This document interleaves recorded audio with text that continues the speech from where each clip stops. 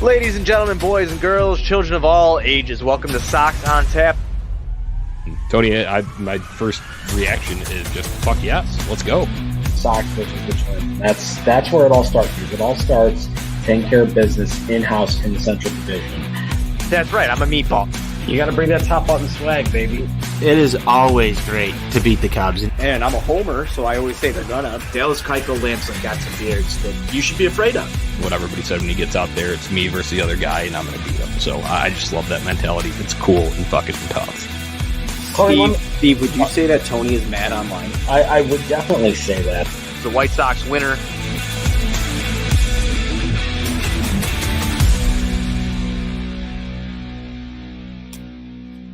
Hello, White Sox fans, and welcome in to another edition of the Sox On Tap post-game show.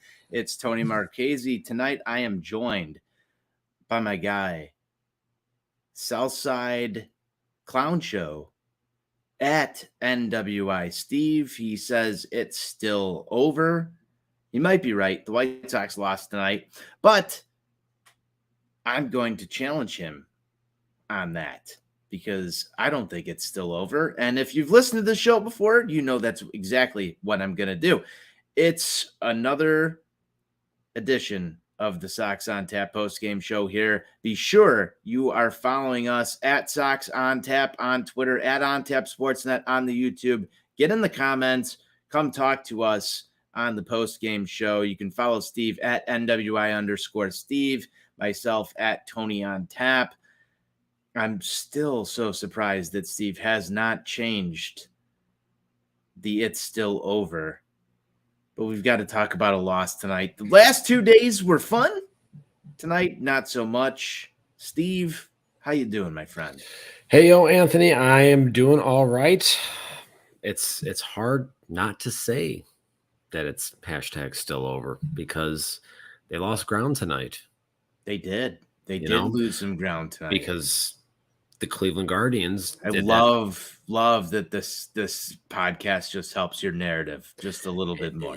It's not about wanting to help a narrative. I don't want the narrative. I would love for the narrative to die, but that would require our beloved White Sox to go out there and score some runs with more consistency, because unfortunately that didn't happen tonight. It did not. And you know what, Steve? There's plenty to pick apart in tonight's ball game. There's plenty to pick apart. There were some missed opportunities. There were some times where things that should have gotten done did not get done. And we'll talk about all of that as we break down this ball game. So let's jump right in, man. Let's jump right in. Michael Kopech on the mound tonight for the Chicago White Sox, coming off of a very impressive outing. His last trip to the mound. 6 innings of no-hit baseball, pulled after 85 pitches. Michael Kopech enters this ball game against the Houston Astros in what would you consider this going into it? A must-win ball game? I mean, Minnesota won this morning. Cleveland was down for most of this, but was able to pull it out. We want to talk about the standings. We want to talk about where we're at. Was this a must-win ball game for you, Steve? I mean, we're getting closer and closer to the point where they're almost all becoming must-wins. It's difficult to say in a situation where when you take the field, you're a game out of first, to categorize it as a must-win, knowing that you've got 40-plus left on the schedule. But wins are precious at this point here. The calendar is not your friend. You know, you don't have months and months that you can go and make up games. You know, if a certain, geriatric manager hadn't decided to give away a bunch of games in April and May with his bullshit fucking lineups, maybe we wouldn't be in this situation, but that's not why you called. Maybe it was, Steve. Maybe that was why I called. It was a very direct comment from my guy Steven over here, and we'll go down that path at some point. I'm sure we will. We'll have words. Maybe they'll be on air, maybe they won't. We'll figure that one out later.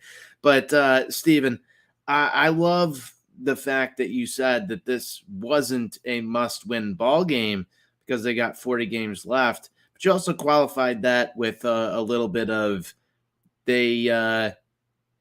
the calendar's getting short here. And you look at the rest of the division. The White Sox had an opportunity a week ago, and I think that what you're trying to get to here is the Sox had enough opportunities to win ball games to not be in this position right now. And had they been a little bit more opportunistic and maybe won a couple 2-tree ball games along the way, this wouldn't hurt as much as it does. So I'd say that's a pretty fair assessment. I mean, there have been plenty of games, obviously, leading up to this point that they gave away that were winnable baseball games.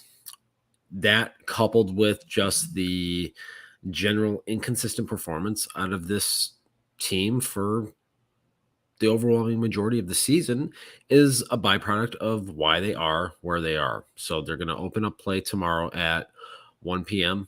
on the corner of 35th and Shields, 2 games out of first. It's not an awful position. You know, if you look at it, you know, I think I saw a stat coming into today. Since July 1st, they're like 26-17. And, you know, they actually have one of the better records in the entire American League over the course of that time frame, which is odd because it just doesn't feel like that, living and dying and watching this thing on a night in and night out basis. But the numbers are what they are. And if you compare it, you know, kind of relative to the rest of the division at that point, I mean, the Twins are below 500, you know, during that stretch. And so, you know, this season, it's been so mentally taxing for a number of different reasons. And, you know, we still got about a quarter of this thing left to go. Hey, mentally taxing is, you know, just also different words for it's been a movie, right? Like that's how I am choosing to look at this. You might not be, and those listeners might not be, but I think that this has been an interesting movie to watch over the course of this season. Obviously, the White Sox fall in this one, Steve. Kopech does get into some trouble early on in this ball game. In the first inning, does surrender a run. Jose Altuve just running all over the White Sox defense. That's not shit that you like to see. I wouldn't even say that was running all over the White Sox defense. I would say more specifically, he was running all over Michael Kopech. This is one of the things that I tweeted out as this sequence was kind of unfolding. He's what we like to refer to at South Suburban College under the guidance of the immortal Steven Ruzich as a one-look Charlie. He'd go and give him a cursory look over there, and then Altuve just goes and takes off. Now, when he stole second base there was, you know, a real chance that if Kopech makes a better throw, that they might have gotten Altuve in that particular spot. And the complexion of the inning is entirely different at that point. But then once he's in that position on second base already, you do the same thing again. He just goes, gives him one look back, and then Altuve is off to the races the very next pitch. So there was obviously something in the scouting report that they saw from the outing that he had against them down in Houston on Father's Day. And they decided to take advantage of that right out of the chute. And unfortunately, it led to a run and put the Sox at an early deficit. And that one proves to be costly, Steve. You know, I don't want to spend too much time here, but that one does prove to be really costly because if we fast forward just a little bit, Sox and the Astros both trade a 2 spot in the 4th inning. And it was a good response from the White Sox offense. I thought, at least, good response to go back there when you're down 3-0 and put up 2. But the same storylines that we've seen with this team throughout this entire season, too late, too short, not being able to capitalize with runners in scoring position, not being able to capitalize on good plate approaches, not being able to capitalize on opportunities where you can either tie a ball game or put it out of reach were aplenty from the 4th onward throughout tonight. Let's talk a little bit about that. Yeah, and I think in that 4th inning in particular, you know, obviously Yoan Moncada hits the double down the line to get the Sox on the board because Yono's clutch, as we've been talking about here over the course of the last couple of days. And then you get a Yasmani Grandal walk after that. So you get the bases loaded and nobody out in a situation here where it's a 3-1 game. You got a chance to break the game open potentially. And the only other run you score then is a result of a Josh Harrison ground into a double play. The biggest issue with this team, seemingly all year, and we've talked about this, I can't even fathom how many times at this point, is they just hit the ball on the ground too damn much. They don't elevate the baseball. This is where they've gotten themselves into problems. Why you can have the 4th highest team batting average in the league and be near the bottom of the league in runs scored, because you hit the ball on the ground too much and you are too reliant on stringing together 4 and 5 singles in an inning to plate runs. If they did that thing where they hit the ball over that fencing that is set up prior to the game, those result in instant runs. The strategy has worked before. When they do that, they usually win baseball games. I would like to see them try that. They've played 3 games in this series and they have not hit a home run yet. I would like to see that change. Yeah, it'll be interesting to see if they change the approach tomorrow, Steve. But there's not a lot of confidence, at least from Tony on Tap, that the White Sox will hit the ball over the fence. I mean, I'm just looking at this on paper. It's been a couple days. Maybe you get one tomorrow. Would have liked to have seen at least one tonight. I think it would have just absolutely changed the complexion of the ball game had the White Sox been able to leave the yard in a couple of different situations tonight. But overall, I think you're hitting on something here that's been hotly contested on the interwebs today. And that is the fact that the White Sox seemingly can't hit a home run when it matters. It is a very frustrating situation to think about. Here we are on August 17th, and Jose Abreu leads the team in home runs with 14.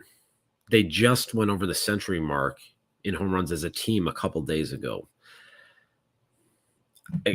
I've said this a number of times this year. I'm old enough to remember when I was growing up, when I was in my youth, in my teens, early 20s, when the Sox were too reliant on the home run. They hit too many home runs that year. They won the World Series. You know, they need more small ball. You're getting all your small ball fixed now. All you people that love your 1950s and 1960s style baseball, you know, with your little slappy fleas that Earl Weaver used to call them.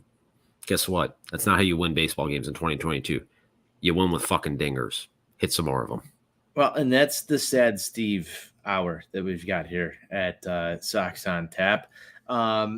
Steve, I do agree with you on a couple of different things. They need to be able to leave the yard. I think if I'm Jerry Reinsdorf, I'm asking Roger Bossard to move the fences in next year. We're doing some grand remodeling.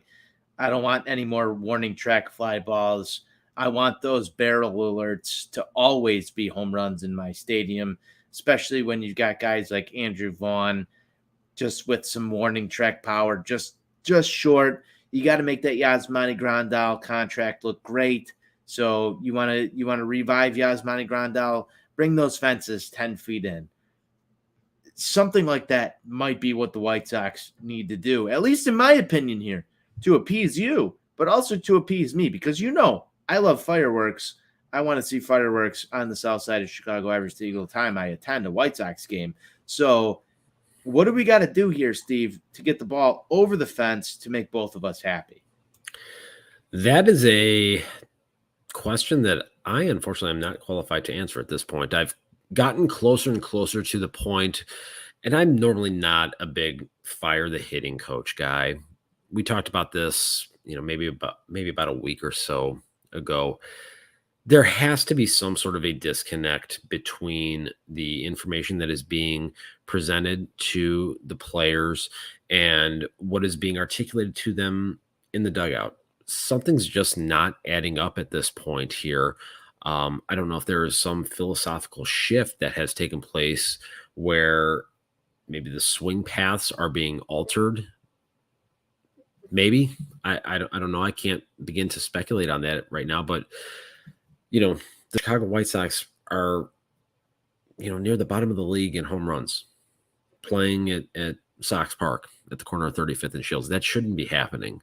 If this was something that was happening in 2013, 2014, 2017, 2018, when you're going through these rebuild phases, okay, fine.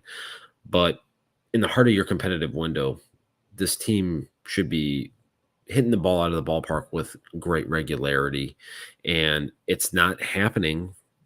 And it's really a mystifying question that none of us can really get the answer to, but it's just ungodly annoying. It absolutely is. And Steve, I don't want to beat a dead horse. I don't want to sit here and beat a dead horse. We have to figure out a way to get Jerry to spend more money on fireworks and make you happy, because ball go far, team go far. You've Not been only saying that, You've been saying it for a while. but as our It'll loyal benefit the listeners team. know, I love spending Jerry Reinsdorf's money. There's nothing in this world I want to do more than spend Jerry Reinsdorf's money, so that a couple two tree fewer $1,000 bills wind up in his coffin when that time comes. Well, and here we are, just discussing that away. There's one other thing I want to get to from this ball game, Steve. Obviously, Sox pull up short. One other thing I want to get to, the bullpen today. Joe Kelly, Jake Diekman, Reynaldo Lopez worked this thing pretty damn well. You can't complain at all about the pitching and the performance that they have given this team through the first 3 games of this series against the best team in the American League. They held them to 3 runs again tonight. They have absolutely gone out there and done their job and put this team in a position to put another notch in that left-hand column. And we have talked about this at length. We both like adding on into that left-hand column.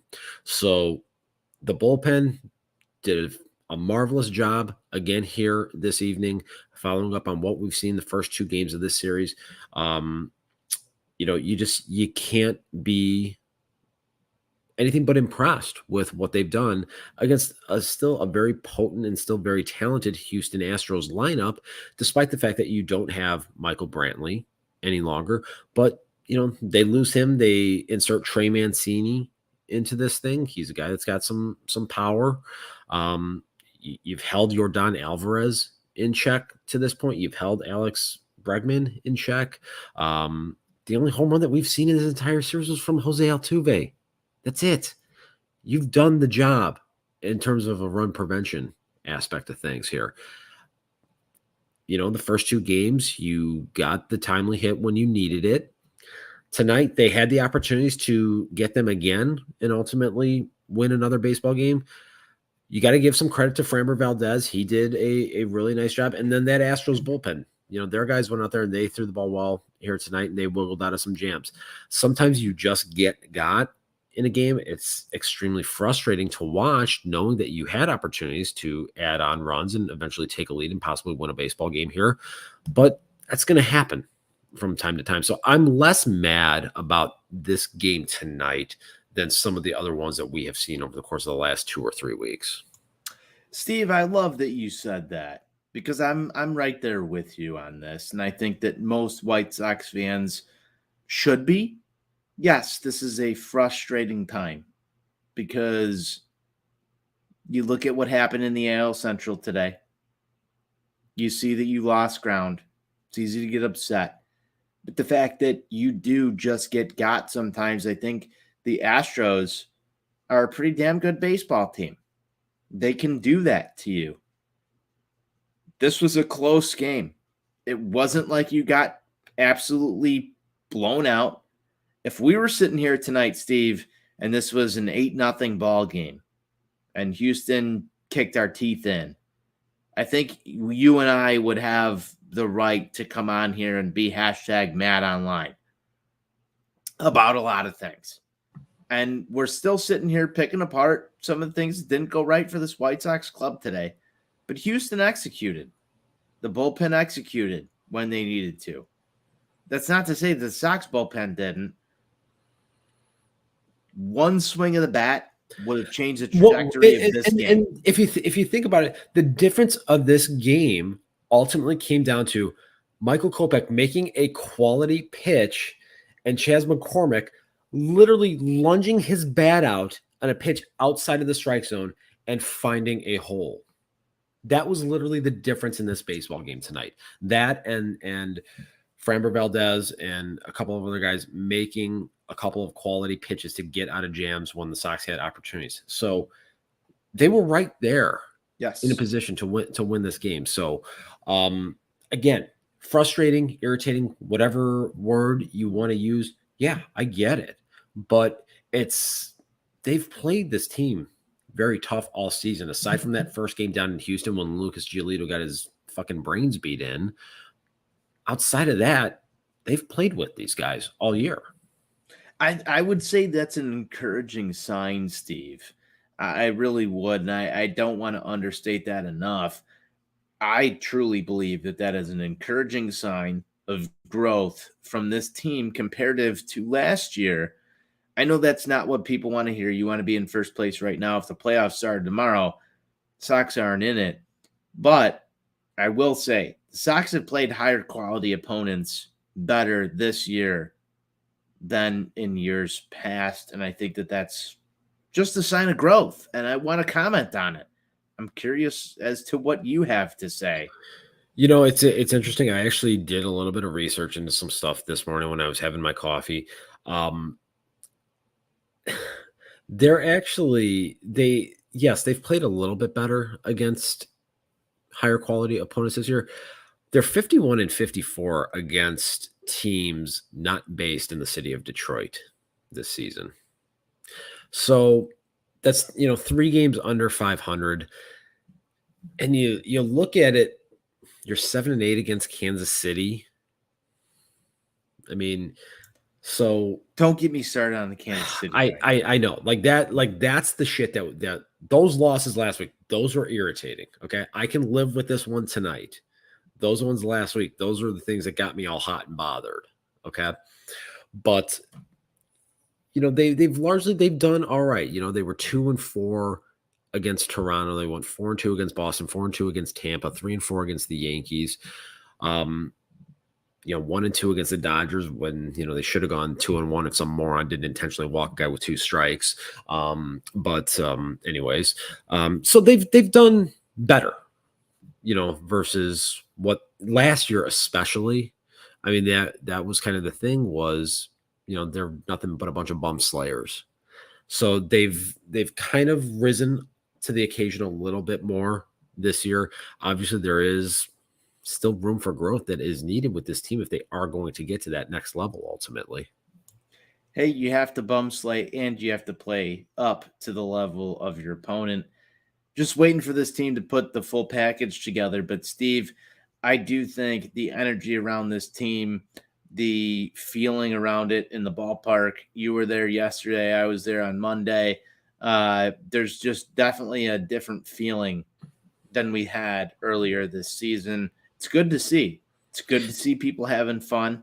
I think this was a highly competitive ball game, and the Sox have a chance to come out there tomorrow and take this series 3-1. I mean, that's more than you can ask for, I think, as a White Sox fan, than when you were heading into this, because I don't think either you nor I would have said that was possible. No, I think you're spot on in that assessment, Anthony. I think most of us looked at it as, okay, if you find a way to get 2 and split this thing, you'll be happy. You go out, you take these first 2 games of the series and come from behind fashion. Very exciting. I mean, you were there Monday. I was there last night. There was a vibe in the ballpark last night that was very akin to the first half of 2021 and all the positivity that was surrounding this team. What's going to be fascinating, though, is, you have your 5-game winning streak snapped, and everyone was talking about the comments from John Cueto kind of getting everybody riled up and getting guys to play with a higher level of intensity. Now they have this first loss after this winning streak. I know they lost the game immediately that following day in Kansas City, but day game after a night game, sometimes there can be a little bit of a lag before things kind of kick in. So how they respond tomorrow, I think, is going to be very interesting. If they come out and if they can play a clean, crisp baseball game and find a way to win a series against the best team in the American League, that's going to say a lot about this group. We haven't seen long sustained periods of quality play from them. So now you have a 5-game winning streak that comes to an end. What is going to follow? So I'm very fascinated to see this game tomorrow, see day game Lucas Giolito and that whole experience. So I think it would really behoove the offense if they got the ball in the air a little bit more tomorrow here. Are you once again asking them to deploy a certain strategy? I am 100% asking the White Sox to deploy the multi-home run strategy. And you know what? I'll even settle for this. If you're not going to deploy the multi-home run strategy, deploy the multi-run homer strategy. I like that. And I see that you may or may not be sporting a Ghostbusters shirt tonight, Steven. It feels almost right. We might need to get some sort of shirt that says, the Frank Menachino fuck the home run with that same sort of outline around it that kind of cancels that out. As I've said, my hitting philosophy is fuck 300, hit the homer. I'm waiting for Rick Hahn to call you up and say, Steve, you are now in charge of the White Sox hitters so that you can instill that strategy for them. Listen, I don't want to be the guy to instill it. I would gladly go and I would pluck someone from the Dodgers or from the Astros, someone that can actually convey the messaging appropriately and knows how to break down a swing far better. Selling yourself short. Selling yourself short here. I'm a big picture. I'm a macro guy, not so much on the micro level. So I would go and I would get someone in to focus more on the macro level. Well, there you have it. Steve just turned down the White Sox hitting coach job, and we are off into tomorrow. Steve, we got another ball game. 1:00, Houston Astros, finale of this absolutely wonderful series. It's been fantastic baseball to watch, just in, at least my opinion, this entire series with the Astros. Been some of the funnest stuff that I've watched all year from this White Sox ball club. Let me know what we've got on tap. Well, we got Lucas Giolito on the mound. A lot has been made about his issues pitching day games for the last couple 2-3 years. Well, Lucas, I hope you're getting your rest tonight because, as Steven Stone and Jason Benetti would say, it's going to be a short turnaround. So I don't want to hear any fucking excuses. I don't want to see any pouting out there. Go out there, be aggressive. Get after these guys right away. What happened? First hitter of the game today, Michael Kopech, 4-pitch walk. Jose Altuve comes around to score. You cannot do that against this team. So Giolito, whatever the pitch mix you're going to use, he was utilizing changeup a little bit more in that last outing to kind of get the game started, and then started working in the slider as the game progressed here a little bit. So it'll be interesting to see what he does from a pitch mix standpoint. But you got to go out there and you got to attack the strike zone right away and get these guys out. Don't pussyfoot around with them. Don't give them free passes and additional base runners, because all you're doing is setting yourself up for trouble if that happens. That's the expert level analysis that you get from my guy, NWI Steve. You can follow him on Twitter for more takes like that at NWI_Steve. Steve, you got a pick to click for tomorrow. Yeah, I think that, tomorrow, if he's in the lineup, be ready to roll that fucking R. Luis Robert. I love it. I was thinking the exact same thing, man. He is due to get back in this lineup. You saw a pinch hit or pinch run occurrence for Luis Robert. He entered this ball game tonight. Thought there was a potential going into today's game when I didn't see him in the lineup that he may wind up on the IL. Obviously, if he was going to wind up on the IL, at least we hope that he's getting close to ready to go here, Steve. Like, if they used him as a pinch runner, Yeah, I would think think if he entered into the game as a if he entered into the game as a pinch runner here, and that obviously kind of got my antennas up a little bit watching this game in the eighth inning here. So if we're at that point here, because how did he injure himself? He injured himself sliding into a bag. So there's risk involved there. You can't tell me that you're going to go ahead and you're going to expose him to that risk, potentially re-aggravating the injury the same way it happened, and then turn around tomorrow and say that he's not ready to go. That doesn't fly with me. So I want to see La Pantera in the lineup. There it is. I love it, Steve. I am going to go with Jose Abreu tomorrow. You have to. It's August. Got to go with August Abreu. Going to ride that one as much as I can here. Let's hope we're both right. Let's get a goddamn series win against these assholes and get on that plane, go to Cleveland, and fucking beat them sons of bitches. I'm fucking tired of the bullshit. We talked about this earlier. You can find the clip on the YouTubes.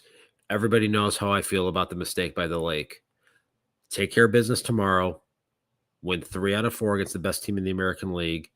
And then go to Cleveland and kick them assholes in the dick. I would say that's setting the tone.